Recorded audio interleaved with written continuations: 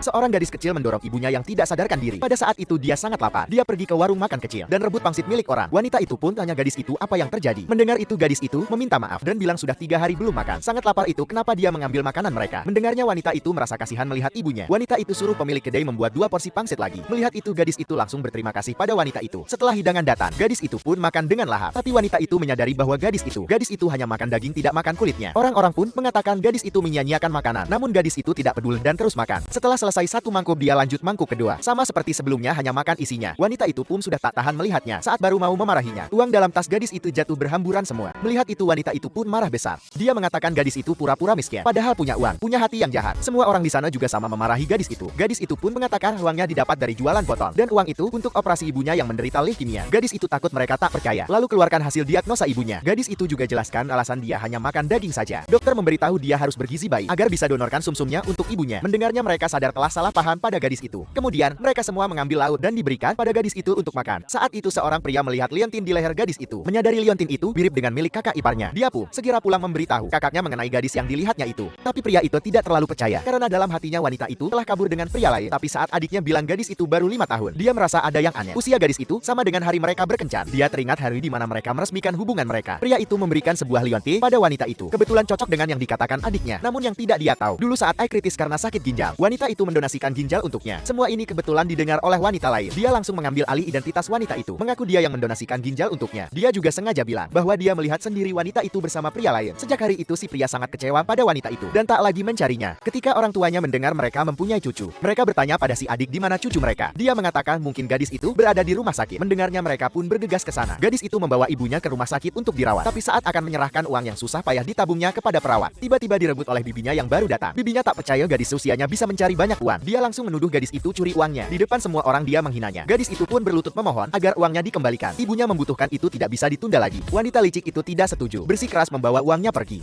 Uang ini aku akan membawanya.